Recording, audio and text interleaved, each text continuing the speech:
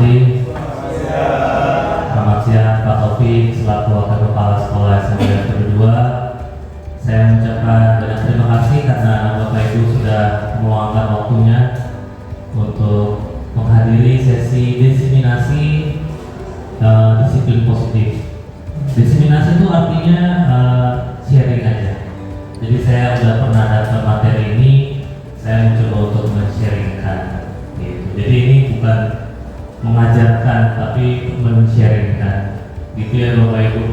Jadi kalau di tengah-tengah diskusi nanti ada yang mau disampaikan, saya dengan senang hati menerimanya. Dan kita diskusi bersama. Tujuannya satu, yaitu untuk anak-anak kita juga, gitu. Biar anak kita menjadi pribadi yang lebih baik ke depannya. Seperti itu Bapak Ibu, untuk pembukaannya ini saya berdiri di sini selaku calon guru penggerak angkatan 7. Mungkin saya yang pertama di sini, besok-besok Bapak Ibu yang jadi guru penggeraknya, gitu ya. Jadi kayak ginilah kegiatannya. Materi disiplin positif ini saya dapat selama kurang lebih 2-3 minggu Bapak Ibu pelajarinya waktu itu bersama fasilitator. Tapi sekarang saya coba rangkum dalam waktu 30-60 menit, gitu ya. Jadi mudah-mudahan jelas. Kalau nggak jelas tolong ditanyakan. Oke, kita mulai ya Bapak Ibu. Diseminasi disiplin positif. Ini ada beberapa konten yang akan kita lihat, ada 6 konten. Yang pertama, pengertian disiplin positif dari nilai-nilai kebajikan universal, teori motivasi, hukuman dan penghargaan, restitusi, keyakinan kelas, kebutuhan dasar manusia dan dunia berkualitas. 5 posisi kontrol, dan yang ke-6 segitiga restitusi. Jadi ada banyak materinya, semoga bisa selesai. Ya, kita mulai disiplin positif. Oh ya, saya mau ada diskusi tanya jawab itu nanti ya. Jadi kalau bantuan dari awal tuh udah. Nah, saya butuh 2 orang relawan untuk maju ke depan. Siapa Bapak Ibu yang mau maju ke depan sebagai relawan? Kita mau mempraktikkan disiplin tapi dengan suatu analogi. Oke. Pak Hendra dengan Pak mau baru. Kira mau saya. Pak Rama, ceritanya di tangan Pak Rama ada sesuatu yang sangat berharga. Coba dibayangin dulu. Udah, digini Pak. Nah, Pak Hendra tugasnya berusaha untuk mendapatkan yang di tangan Pak Rama. Kita nggak tahu apa, tapi Pak Hendra coba untuk mendapatkannya. Caranya bebas. Bisa. Oke, kita lihat 1 menit aja gitu ya. Pak Mahendra mungkin bisa pakai mic. Rayu lah. Iya. Bisa rayu, bisa apa? Jalan-jalan. Ada tetangga loh.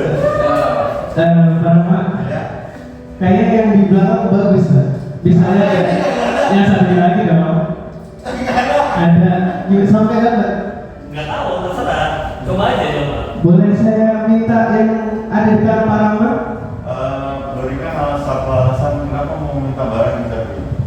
Karena itu sangat menarik untuk saya. Menariknya apa? Menariknya- Belum dilihat. Itu sangat berkilauan, jadi saya sangat ingin memilikinya. Boleh saya ambil? Boleh lah. Ya seperti ini. Sampai dapat mulai Pak Rama. Satu menit. Sampai Pak Rama nggak sih? Nggak juga. Pokoknya satu Pokoknya 1 menit. Mau coba terus. Oke. Karena Tadi kan karena hal yang membuat pengen itu kan karena ada yang berkilauan. Seberapa mampu Anda membelinya? seberapa mampu egois? Karena apa ya? Saya bisa termasuk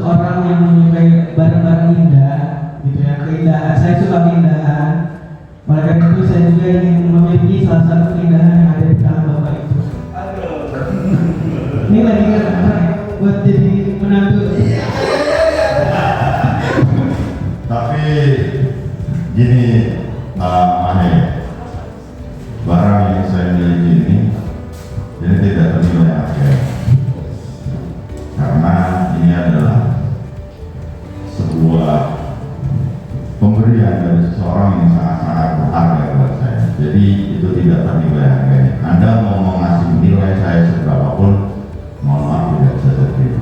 Oke. Kalau saya bantu untuk menjaganya gimana?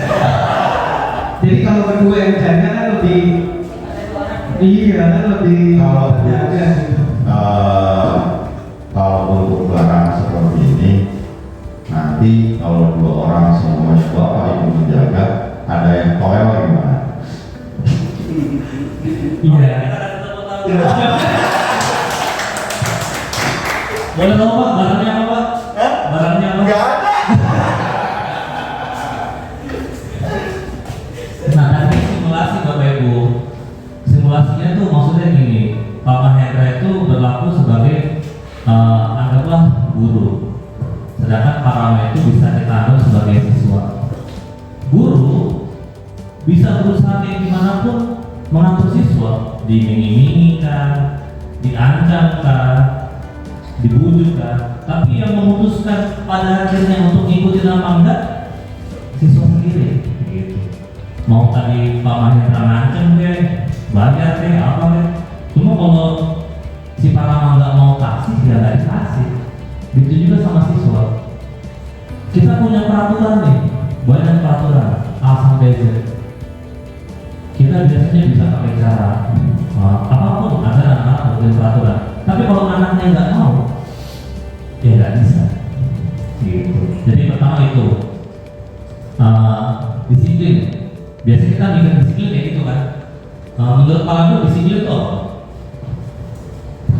Disiplin itu menurut saya tahu takaran kemampuan sendiri supaya kerjanya bisa terukur menurut saya. Oke, terima kasih. Ada lagi Bapak Ibu yang punya definisi disiplin? Mengikuti aturan yang sudah disepakati yang ada di lingkungan tersebut. Oke, jadi ya kurang lebih begitu ya. Saya rasa intinya disiplin ketika anak-anak ngikutin aturan. Masalahnya gimana caranya biar mereka mau ngikutin aturan? Itu kan pertanyaannya. Oke, kita akan bahas pertama kita akan bahas teori kontrol. Ada beberapa miskonsepsi yang terjadi pada orang dewasa terhadap anak yang lebih kecil. Pertama, ilusi guru mengontrol murid. Banyak dari kita yang mikir kita guru bisa mengontrol murid, padahal nggak bisa. Contohnya tadi simulasi yang tadi. Ilusi bahwa semua penguatan positif efektif dan bermanfaat. Bujuk rayu, mengiming-imingi, ada yang mikir itu efektif. Padahal menurut Dr. William Blaser itu hanya ilusi. Kalaupun berhasil sifatnya sebentar. Ilusi bahwa kritik dan membuat orang merasa bersalah dapat menguatkan karakter. Kita sering bilang, kamu kok gitu sama bapak, kamu nggak kasih sama bapak.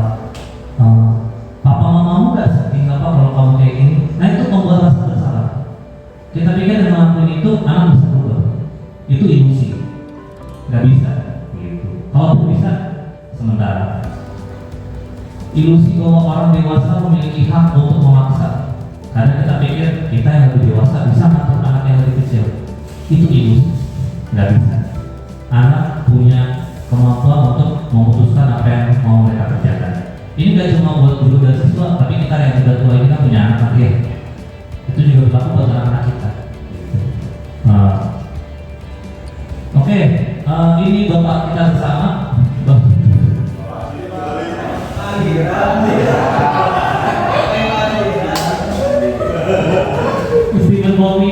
Stephen Covey juga mengatakan soal kedisiplinan dari miskonsepsi tadi. Bila kita ingin membuat kemajuan perlahan sedikit-sedikit kepada siswa kita, ubahlah sikap atau perilaku Anda. Jadi kalau kita mau bikin anak kita berubah, kita dulu yang berubah. Apa yang harus kita ubah? Kita merubah cara-cara utama kita, mengubah kerangka acuan kita. Ubahlah bagaimana kita melihat dunia, bagaimana kita berpikir tentang manusia. Ubahlah paradigma kita, mengubah skema pemahaman dan penjelasan aspek-aspek tertentu tentang realitas. Contoh yang perlu kita ubah, mudah-mudahan tidak ada di kita ya. Ini yang kurang baik, ini yang sudah baik. Realitas kita, kebutuhan kita sama. Ada yang mikir semua anak sama aja kebutuhannya.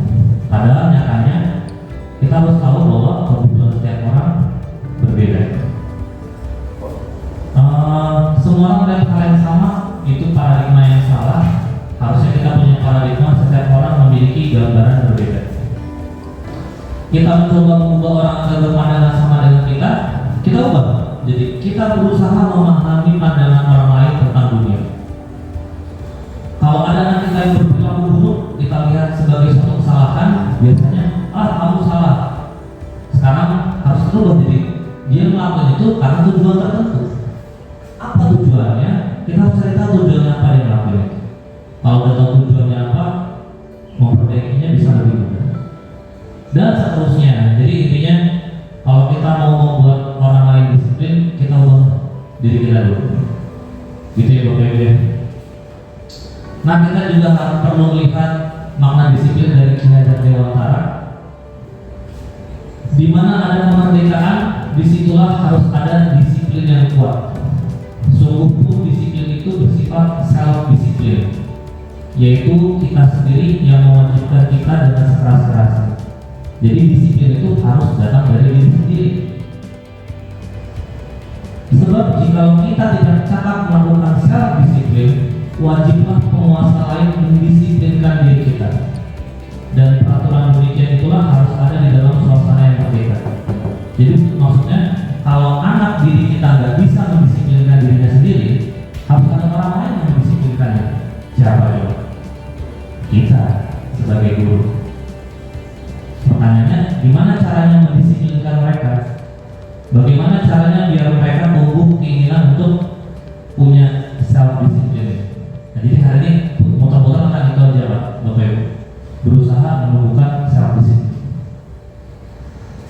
Oke, sebelum tata cara ada kebajikan universal. Kebajikan universal adalah nilai-nilai kebaikan yang disepakati bersama, lepas dari suku bangsa, agama, bahasa maupun latar belakang. Contohnya kebajikan universal itu di Indonesia kita harus menghormati orang yang lebih tua. Atau terlepas dari suku bangsa, agama, bahasa, latar belakang, kita sepakat itu kan. Nah, kita perlu mengaitkan nilai-nilai kebajikan yang diyakini seseorang agar motivasi intrinsiknya terbangun. Kita punya peraturan banyak. Misalnya harus datang tepat waktu 6.45. Siswa ngerti nggak apa manfaat dari datang 6.45 itu? Ada nggak kebajikan? Ada nggak kebaikan yang didapat dengan datang 6.45? Nah, kalau mereka nggak tahu apa kebaikannya, kebajikannya, nggak akan mereka datang 6.45. Kira-kira itu maksudnya. Jadi kita perlu ngasih tahu setiap peraturan ada nilai kebajikannya. Gitu. Misalnya ada nggak boleh make up ke sekolah. Nilai kebajikannya apa nih nggak boleh make up ke sekolah? Kalau nggak ada, itu nggak susah. Jadi kita perlu bikin peraturan di mana setiap peraturan ada nilai kebajikannya. Dan nilai kebajikannya itu harus dimengerti oleh si anak. Kalau si anak nggak ngerti, nggak bisa. Kalaupun dijalankan, alasannya bukan mau self-disiplin, alasannya karena takut dihukum, alasannya karena masa gitu. Jadi nggak dari dalam. Nilai kebajikan final di Indonesia pada umumnya harapannya waktu belajar Pancasila. Kalau di Askorbi ada Askorbi yang basis. Gitu. Kita mulai dulu Askorbi yang basis.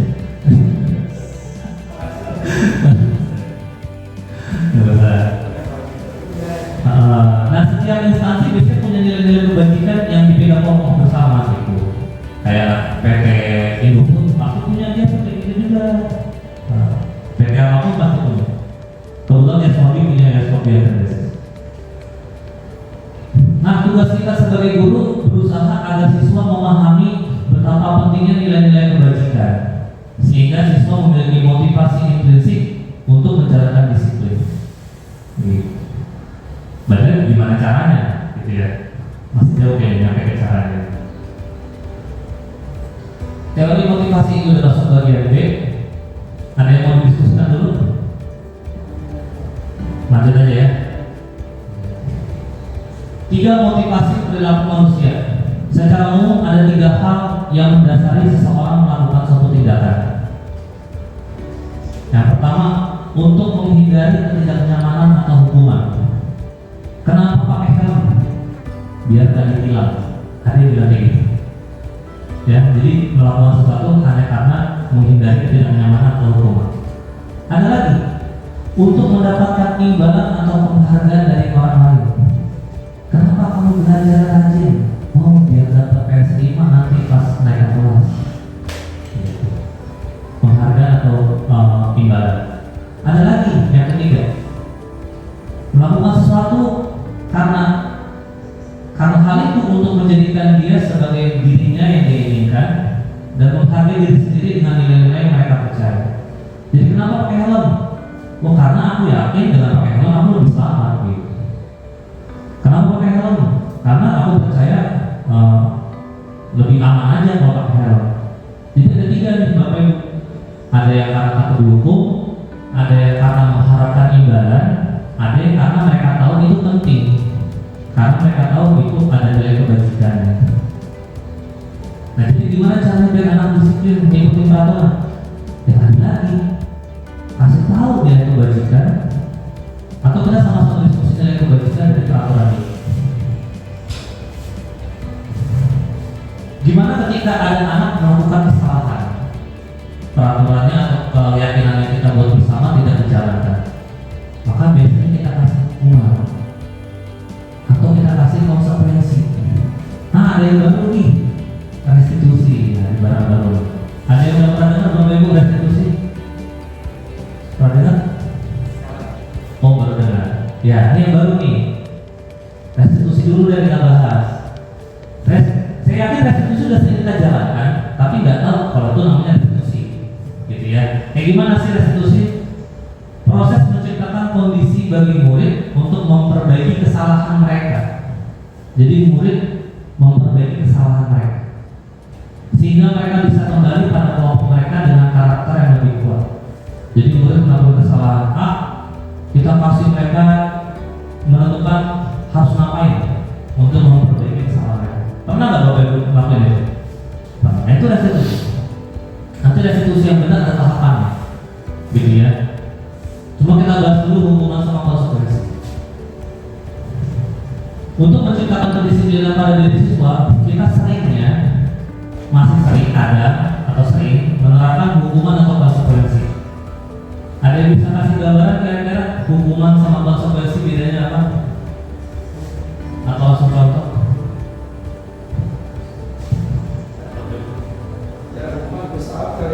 Hukuman push up. Kalau konsekuensi?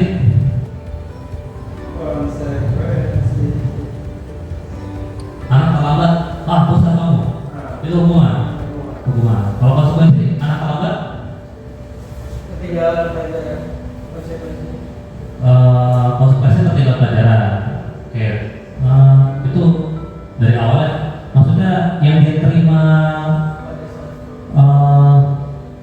gimana ya? Jadi ada kesepakatan. Ada kesepakatan, gitu. Kalau hukuman biasanya spontan, gitu ya. Nggak tahu apa-apa tiba-tiba pusat, oh ya pusat. Tapi kalau konsekuensi udah ada kesepakatan dari awal. Jika kamu terlambat, kamu akan gini. Jadi besok ketika dia terlambat dia tahu.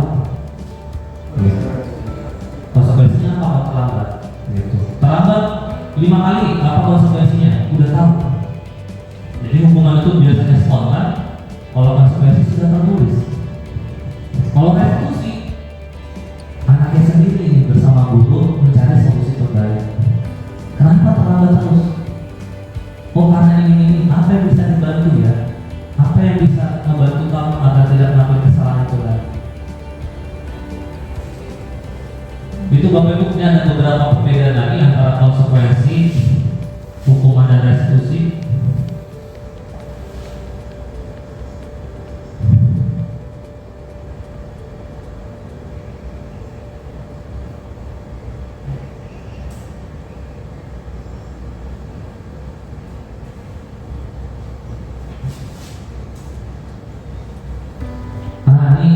modelnya juga udah keras sekali nih. Hukuman itu identitas gagal. Kalau konsekuensi restitusi identitas sukses. Identitas gagal adalah ketika pokoknya itu salah, itu nggak benar. Jadi pada dasarnya dia akan menanam dalam dirinya, oh gue salah, gue nggak benar. Gitu. Ya, ini banyak kali perbedaannya Bapak Ibu. Nanti saya kasih share-nya materinya, tapi kita bahas beberapa aja. Hukuman sesuatu yang menyakitkan harus terjadi. Push up lah, lari keliling lapangan kah, bersih toilet kah, maju di depan kelas pegang kuping kah, berjemur di lapangan kah, itu hukuman. Kalau konsekuensi tadi udah dibilang ini kesepakatan, sesuatu yang harus terjadi. Dari awal mereka udah tahu, masuknya Polri ada peraturan ini, kalau dilanggar ini hukumannya konsekuensinya ini. Itu konsekuensi. Kalau restitusi pilihan. Jadi gimana nih? Kamu gimana memperbaikinya? Hukuman tidak nyaman untuk murid untuk jangka waktu panjang. Misalnya berdiri di depan kelas 2 jam, terus dilihatin teman-temannya, jadi jangka waktu yang panjang. Kalau konsekuensi itu dalam jangka waktu yang pendek. Begitu konsekuensi dijalankan, selesai gitu, karena udah ada kesepakatan. Kalau restitusi justru mengeluarkan murid dalam jangka waktu yang panjang, karena solusinya dari dia gitu. Kalau hukuman, anak akan tersakiti. Kalau konsekuensi, anak dibuat tidak nyaman karena ada konsekuensinya. Kalau ini murid mendapatkan penguatan. Jadi intinya dan seterusnya harapannya kita sebagai guru udah mulai menghilangkan hukuman. Hukuman itu jadi opsi paling terakhir untuk kita menguatkan disiplin pada. Opsi pertamanya ya pakai data konsekuensi. Nih ada konsekuensinya loh kalau kamu kayak gini. Kalau nggak mau konsekuensi, ya lebih bagus kan restitusi. Cari solusinya. Gimana biar kamu nggak melakukan kesalahan itu lagi? Begitu Bapak Ibu, terkait ini jelas kan? Kita lanjutkan, masih di poin B kita.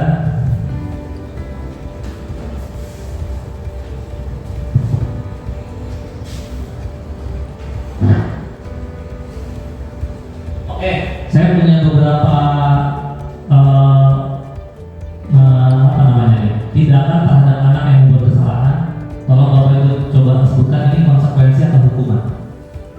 Mencatat 100 kali di dalam buku kalimat, saya tidak akan terlambat lagi karena terlambat ke sekolah. Konsekuensi atau hukuman?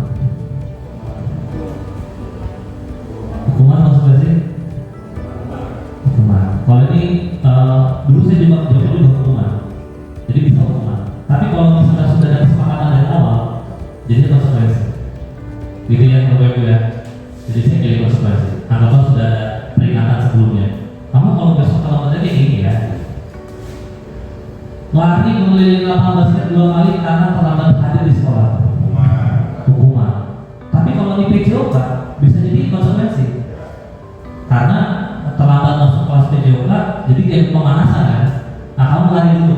Nah itu konsekuensi. Jadi memang ada kondisinya harus dilihat juga. Membersihkan coretan yang dibuat tadi meja tulis. Konsekuensi. Ya kalau kamu nyoret, konsekuensinya bersihin lah. Murid diminta untuk pusat 15 kali karena tidak menggunakan masker ke sekolah. Hukuman konsekuensi? Hukuman. Nah, hukuman sama konsekuensi itu biasanya harus relate. Kayak kemarin upacara terakhir Bapak Ibu waktu 9 tugas kan ada beberapa anak yang ngobrol terus tuh selama upacara. Kan saya panggil untuk stay di lapangan. Apa yang akan kalian lakukan untuk menebus kesalahan kalian karena tidak selesai upacara? Benar Pak, kami pusat aja. Pusat nggak ada korelasinya antara menghormati negara sama pusat tuh nggak ada korelasinya. Akhirnya mereka yang pilih Ya udah Pak, kami hanya tulis saya sambil hormat. Oh silakan. Gitu. Jadi kan korelasinya ada, sama-sama menghormati negara gitu kan. Tadi tidak menghormati, sekarang jadi menghormati, nah itu kan ada korelasinya.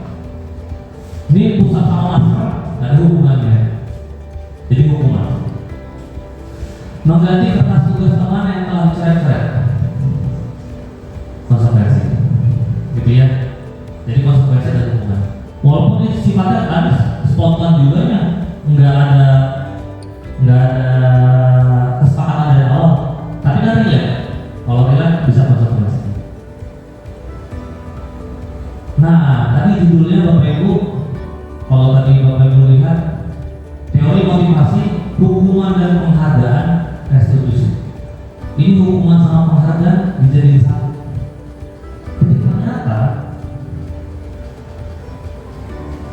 penghargaan dan hukuman, ada satu tokoh psikologi yang bilang itu sama tidak baiknya, sama tidak mendidiknya. Apa katanya? Nah sebelum kesana kita lihat contoh kasus dulu. Ibu Anas guru kelas 2 SD mendapatkan masalah. Murid-muridnya tidak bisa tertib, berdiri antri di depan pintu kelas dan selalu berebutan masuk ke dalam kelas setelah jam istirahat usai. Ini tentunya sangat mengganggu proses pembelajaran di mana kelas tidak dapat mulai tepat waktu karena Ibu Anas sibuk menenangkan murid-muridnya. Akhirnya Ibu Anas berpikir cepat dan mengadakan stiker bintang.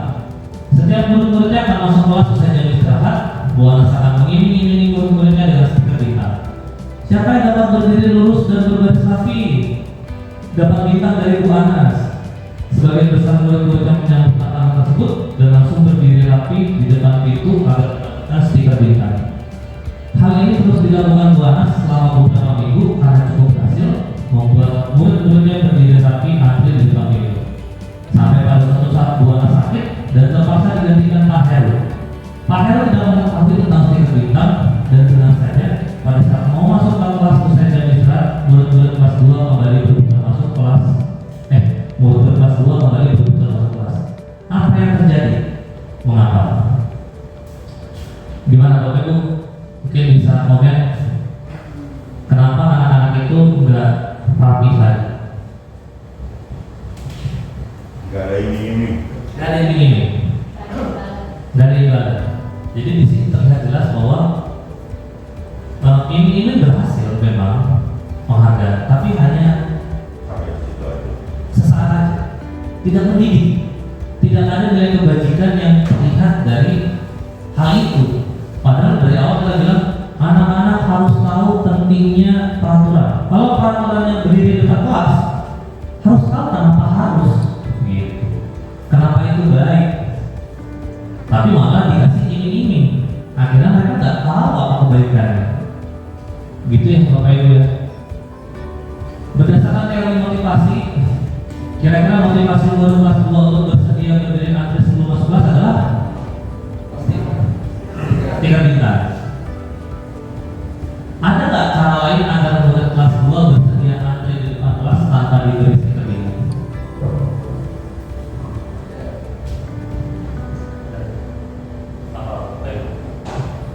Menjelaskan kegunaannya, mungkin menjelaskan kalau kamu tim itu yang kamu pelajari ini loh nak, ini mungkin seperti itu. Jadi kita harus memberitahu apa kegunaannya. Kalau kelas 2 SD mungkin memberitahu. Kalau SMP udah bisa diajak diskusi. Kira-kira apa sih manfaatnya? Kalau mereka akhirnya tahu sendiri setelah berpikir kritis, harapannya bisa lebih di situ. Nah, bahkan ini Auticon orangnya menyebutkan itu sebagai dihukum oleh penghargaan. Gitu. Jadi penghargaan itu sama aja kayak hukuman, sama-sama tidak mendidik. Pada tadi kita sepakat hukuman harus jadi opsi terakhir. Nah, penghargaan juga gitu. Nah, harus jadi opsi terakhir. Karena nggak bisa menumbuhkan motivasi intrinsik pada diri siswa. Menghancurkan potensi untuk pembelajaran yang sesungguhnya, itu kata beliau. Jadi yang paling bagus adalah konsekuensi dan restitusi. Nah ini ciri restitusi Bapak Ibu bukan untuk menebus kesalahan, namun untuk belajar dari kesalahan, memperbaiki hubungan, meminta maaf dan sebagainya. Restitusi adalah tawaran, bukan paksaan. Restitusi menuntut untuk melihat ke dalam diri, mencari kebutuhan dasar yang mendasari tindakan. Restitusi adalah cara yang paling baik. Fokus pada pembentukan karakter, bukan actionnya. Jadi kalau actionnya minta maaf tapi karakternya juga belum minta maaf, ya buat apa? Jadi fokusnya pada karakter. Restitusi menguatkan, fokus pada solusi, mengembalikan murid yang berbuat salah pada kelompoknya. Jadi kalau kamu salah, ya balik lagi kelompokmu. Gimana caranya dari kesalahan itu jadi pelajaran, jadi ada solusinya. Nah itu Bapak Ibu untuk cara kita menghadapi siswa yang melakukan kesalahan, melakukan perbuatan yang tidak sesuai peraturan. Nah baiknya peraturan itu dari dihilangkan katanya, dari peraturan berubah jadi keyakinan kelas. Apa sih keyakinan kelas? Sebelum kesana, ini dari contoh kita bahas tadi, kenapa kita pakai helm? Harusnya alasannya karena keselamatan kita lebih terjaga. Jadi kalau kita sudah punya keyakinan ini, yakin bahwa helm bisa menjamin keselamatan kita lebih baik, maka kita melakukannya atas kesadaran sendiri. Kesadaran sendiri ini disebut motivasi intrinsik. Begitupun di kelas, jika kita bisa menuliskan keyakinan kelas yang semua siswa meyakininya, maka mereka akan menjalankannya dengan kesadaran sendiri. Kalau peraturan sekolah mungkin sifatnya sangat besar, nggak bisa kita semua siswa kita diskusi bikin keyakinan sekolah gitu, nggak mungkin. Tapi kalau di kelas, setiap kelas bikin keyakinan yang nilai-nilai diyakini bersama kebenarannya, maka satu sekolah bisa disiplin. Gitu. Gimana cara membentuk keyakinan kelas? Keyakinan kelas itu sifatnya abstrak, tidak terlalu rinci dan konkret. Pernyataan-pernyataannya universal.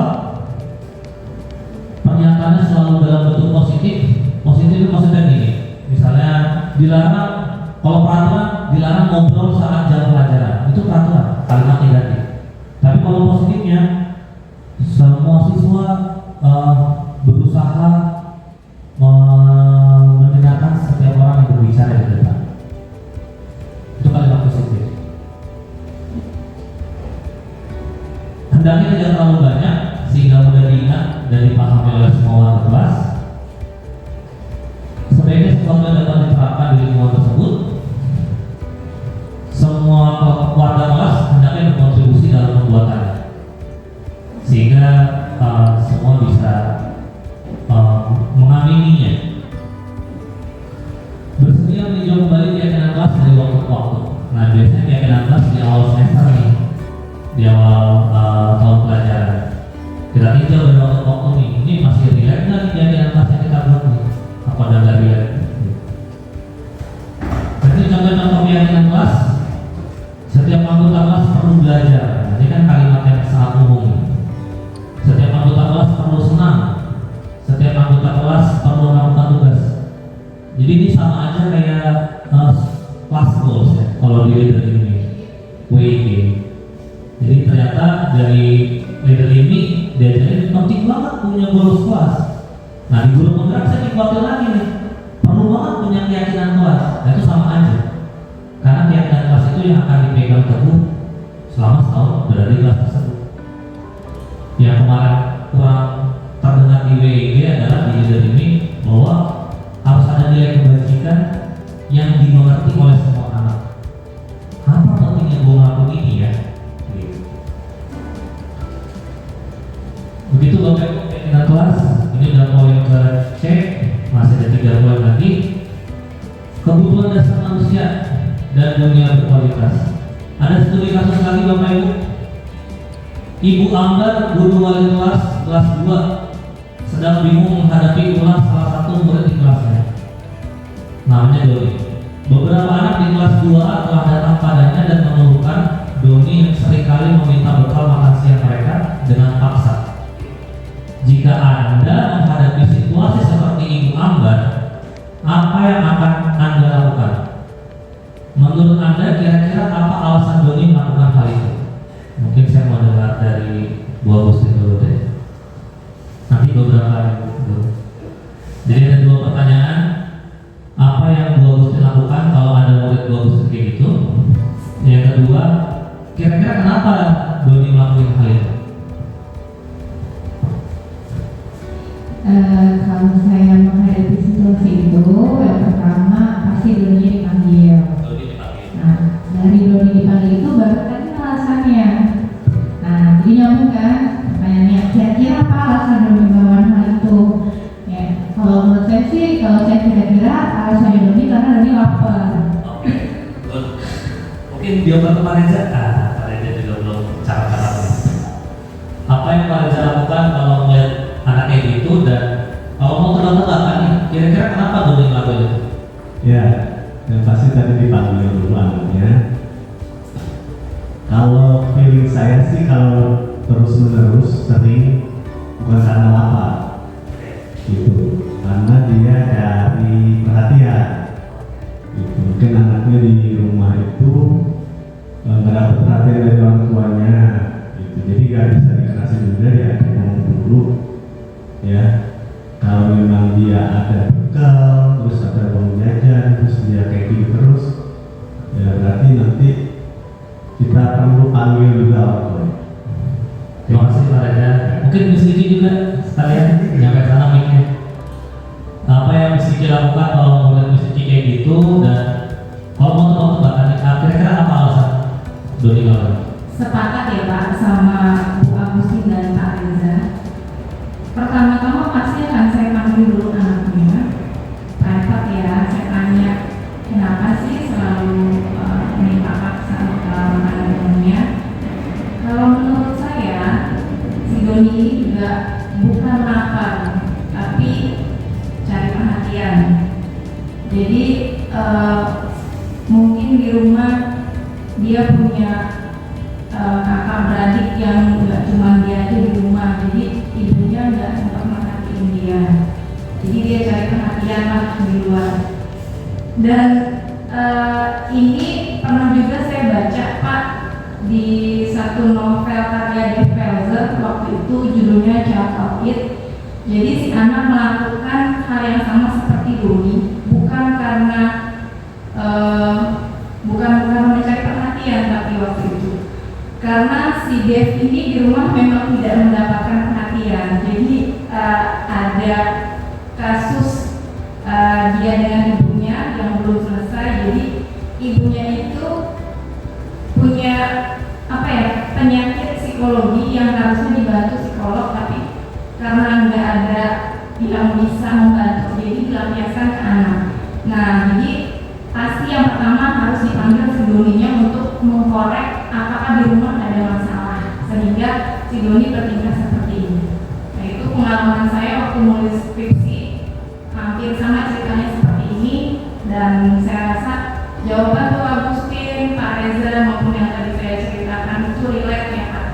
Nah, mungkin memang harus ada tindak lanjut berupa orang tua dipanggil, atau kita juga bisa tanya dengan teman-teman sekitar, kita adakan restitusi tadi, apakah mau kita siapkan bekal tiap hari untuk si Doni ini, atau ya solusi yang lebih baiknya seperti apa, kita cari sama-sama. Itu dari saya. Terima kasih. Terima kasih Bu Agustin. Di situ aja nggak apa-apa kalian. Ya, jadi nggak bisa ya Bu Agustin. Bersikir ya salah. Sama berarti. Jadi nggak bisa kita langsung arah ke Doni ya. Harus dipanggil dulu. Itu pun kata Mas Diki di garis bawahi private. Harus tahu alasannya apa. Karena Bapak Ibu, setiap anak melakukan kesalahan pasti ada alasannya. Kalau kita anggap anak salah melakukan sesuatu yang tidak seharusnya, pasti ada alasannya. Nah, alasannya bisa tadi yang diganggu Agustin, bisa karena lapar. Atau yang kedua yang disampaikan oleh Pak Reza dan Bu Kiki itu pengen cari perhatian. Nah, ada 5 alasan yang mungkin dari kejadian ini. Apa aja 5? Ini adalah 5 kebutuhan dasar manusia. Yang pertama, kebutuhan bertahan hidup. Oh, dia lapar, jadi terpaksa minta makanan temennya. Oh, karena mamanya nggak ngasih uang jajan, nggak bisa beli bekal, nggak bisa apa gitu. Atau ya karena nggak disiapin aja gitu, bukan karena nggak disayang, karena nanti aja makan siang di rumah. Kan bisa gitu ya orang tua ya. Anak pulang jam 12, nanti aja kamu makan siang di rumah, gak usah jajan-jajan. Tapi jam 11 udah lapar, teman-temannya pada makan, ya beli itu makanan. Bisa jadi kebutuhan bertahan hidup. Ada lagi kebutuhan akan penguasaan. Ngelakuin itu karena dengan ngelakuin itu gue merasa jadi jagoan gitu. Jadi ngerasa gue superior, hebat. Nah, dia punya kebutuhan untuk dianggap sebagai penguasa. Bisa nggak? Bisa jadi. Ada lagi kebutuhan akan kasih sayang. Nah, itu tadi cari perhatian. Mungkin di rumah nggak pernah ditegur sama papa mamanya, nggak pernah ditanya kamu gimana sekolahnya, nah gitu. Kasihan sekali kan. Akhirnya nyari sesuatu yang dia bisa ditanya-tanya sama orang. Kamu kenapa ngelakuin itu?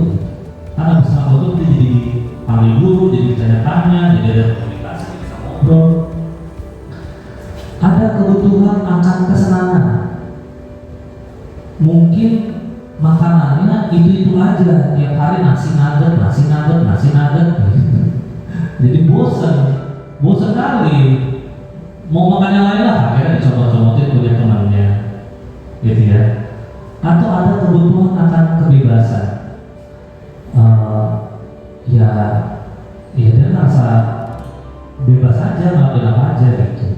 Ya karena seru aja sih ngambil makanan teman. Nggak ada tendensi buat diperhatiin, gua lapar nggak juga, pengen ngerasa berkuasa nggak juga, ya karena seru aja gitu, kebebasan. Bosan sama makanan sendiri juga. Jadi ada 5 kebutuhan dasar manusia. Nah, ini yang kita perlu cari tahu dari siswa kita yang melakukan kesalahan. Apapun kesalahannya, kita cari tahu alasannya apa.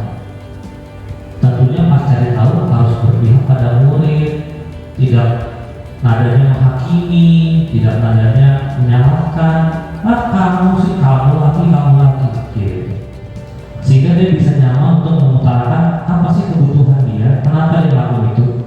Kalau kita udah tahu alasannya, cari solusinya lebih gampang.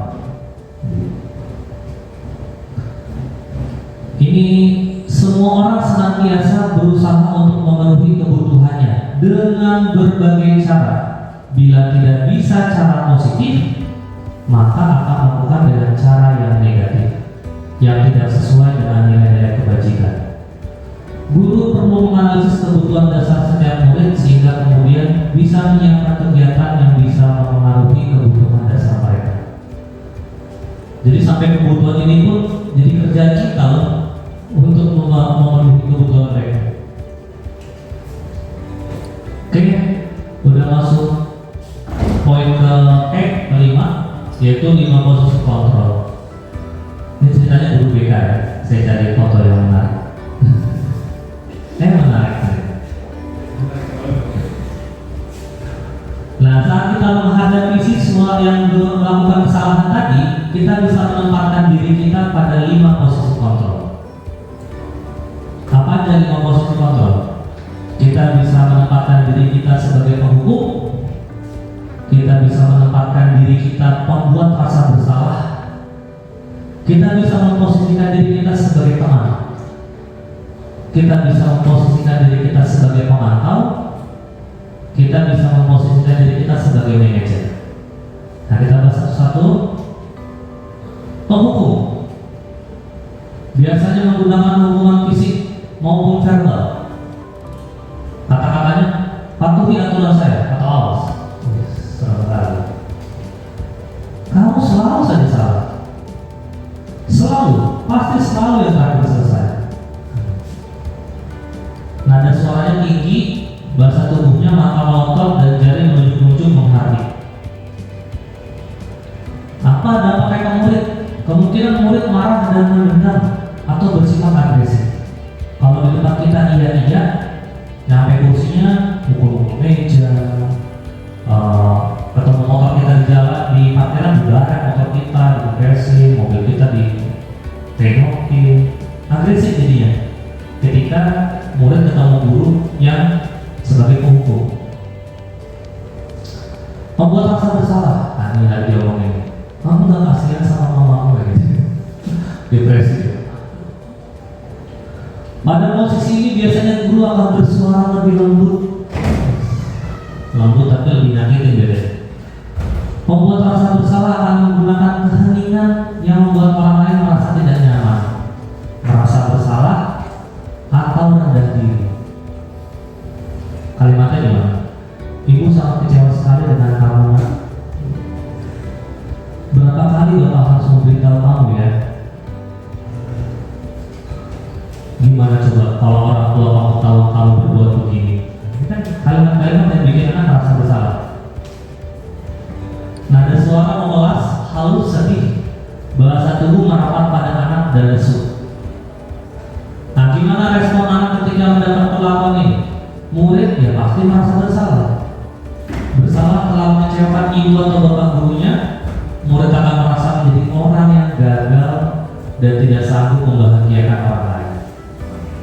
Kadang-kala sikap seperti ini lebih berbahaya daripada sikap penghukum, karena emosi akan pertama rapat di dalam, murid menahan perasaan, pada akhirnya keluar dalam bentuk yang tidak baik. Ada yang bunuh diri, ada yang menyakiti diri sendiri. Ada beberapa siswa kita Bapak Ibu yang saya lihat tangannya penuh dengan luka, goresan. Nanti kita bahas lebih lanjut siapa. Intinya, kenapa bisa menyakiti diri sendiri? Ya karena ada perasaan yang nggak bisa diungkapkan. Ada perasaan bersalah, ada perasaan depresi yang nggak bisa dikeluarkan, gitu ya. Jadi tugas kita setiap ada anak yang salah, ya kita cari solusinya. Jangan kita masalah dia. Kalau salah, kamu salah terus. Enggak kasihan atau kamu sama berat. Nah ini teman, kayaknya guru Yasko banyak di sini nih. Nih. Guru berupaya mengontrol murid melalui persuasi, dideketin, dibujuk-bujuk. Masalahnya posisi teman pada guru bisa negatif, bisa juga positif. Positif karena bisa menjalin hubungan baik antara guru dan murid. Negatifnya, bila suatu saat guru tersebut tidak membantu, maka murid akan kecewa. Saya kira kita temenan Pak, ternyata Bapak sama aja sama guru lain, kecewa. Atau gini, dia cuma maunya dengerin kita doang, guru lain gak mau didengarin karena bukan temennya. Jadi gak baik juga nih posisi teman. Murid hanya berbeda untuk guru tertentu dan tidak untuk guru lain. Kalimatnya gimana? Ayo bantulah demi Bapak ya. Ayo ingat tidak bantuan Bapak selama ini. Ya sudah, kali ini gak apa-apa, nanti ibu bantu bereskan. Kalimat-kalimat dari guru yang bersifat seperti itu. Nada suara ramah, akrab dan bercanda. Bahasa tubuh merapat pada murid, mata dan senyum jenaka. Murid akan merasa senang dan akrab dengan guru ini. Ini termasuk dampak yang positif. Hanya saja di sisi negatif, murid menjadi tergantung pada guru tersebut. Itu ya Bapak Ibu ya. Jadi ada baru 3 nih posisinya: menghukum, membuat rasa bersalah, teman. Nah yang direkomendasikan ini pemantau dan manajer. Pemantau kayak gimana? Posisi pemantau biasanya berdasarkan pada peraturan-peraturan dan konsekuensi. Jadi ketika ada kesalahan, lihatin aja dulu, catat.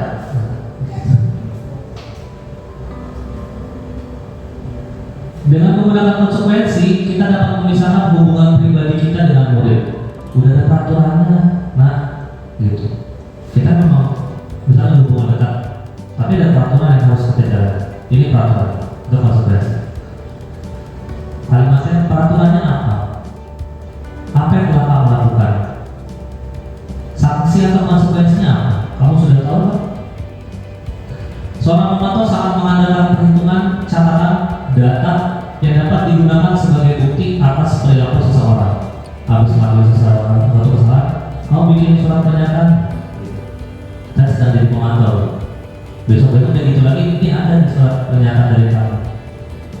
gitu ya.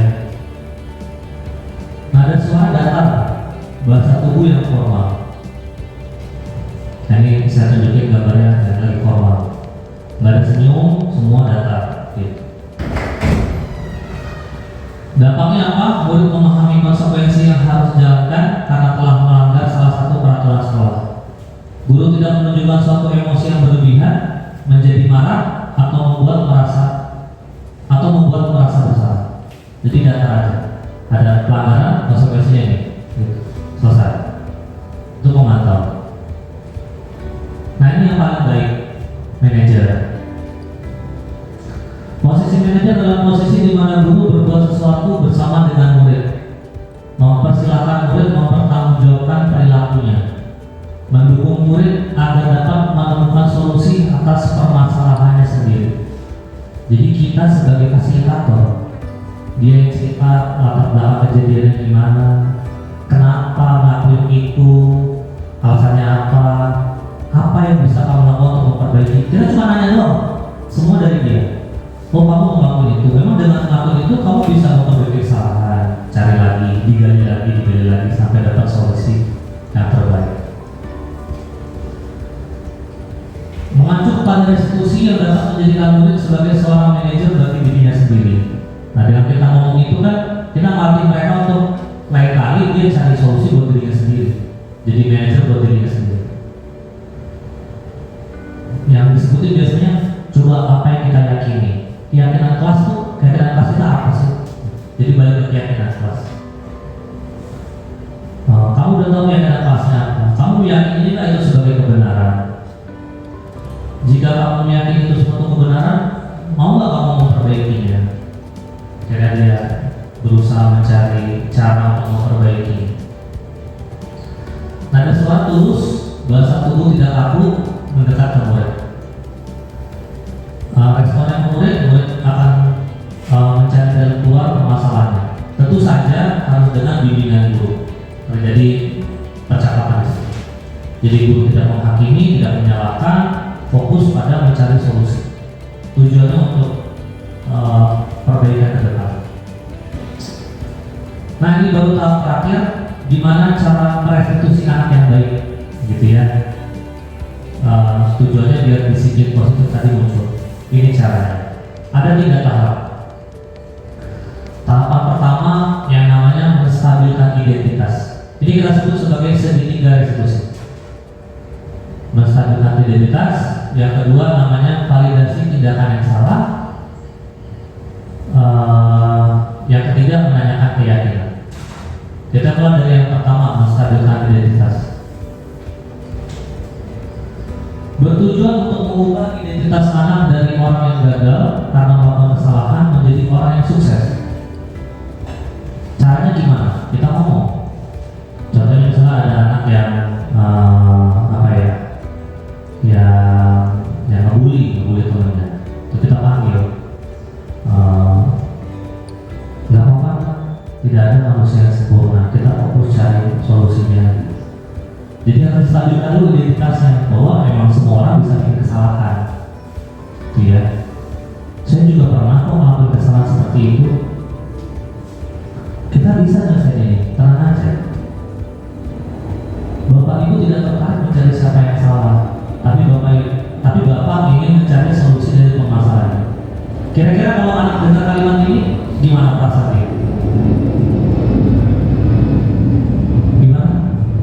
Tenang ya Bapak Ibu. Tenang dan merasa nyaman dan percaya sama kita. Wah, ini guru memang cari solusi. Tapi coba dong salah-salahnya. Wah, defense. Kalau kayak gini dia akan.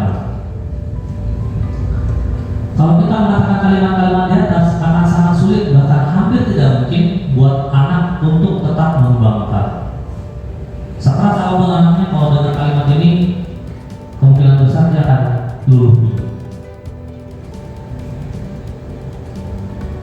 Jika anak tetap berada pada posisi orang gagal, maka sulit terjadi perubahan.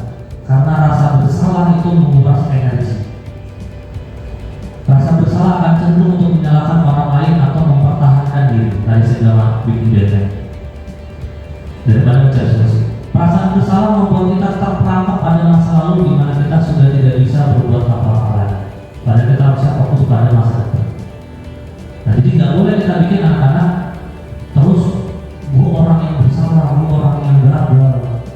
Tapi harus fokusnya, ya udah semua orang pernah bikin kesalahan, nggak apa-apa, kita cari solusinya.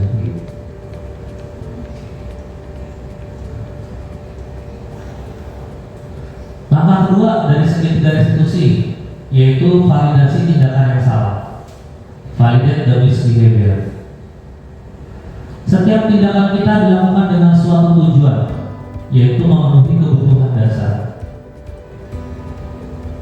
Kalau kita memahami kebutuhan dasar apa yang mendasari sebuah tindakan, kita bisa menemukan cara-cara paling efektif untuk memenuhi kebutuhan tersebut. Contoh kalimatnya, kamu ngambil kesalahan itu, padahal kamu bisa melakukan lebih buruk dari ini ya, tapi kamu cuma sampai situ aja. Jadi kita malah diain gitu, malah diain. Kamu ngambil kesalahan itu, pasti kamu punya alasannya ya kenapa kayak gitu. Malah diain. Misalnya dia ngambil kesalahan karena melindungi pacarnya gitu kan, jadi temennya diberangkatin gitu. Malah dia, kamu patut bangga pada dirimu sendiri karena kamu telah melindungi sesuatu yang penting bagi keluarga.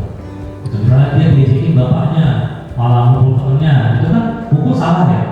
Tapi kan melindungi pride-nya dia kan juga sesuatu yang perlu kita sebutkan. Kamu pasti bangga dengan dirimu sendiri. Kamu boleh mempertahankan sikap itu, tapi kamu harus menambahkan sikap yang baru, yang lebih baik. Ini perlu digarisbawahi, takutnya salah persepsi. Restitusi tidak menyarankan guru bicara ke murid bahwa melanggar aturan adalah sikap yang baik. Ya, bukan kita bilang melanggar itu baik, bukan itu. Tapi dalam restitusi guru harus memahami alasannya. Jadi kita ngomong itu cuma buat kasih tahu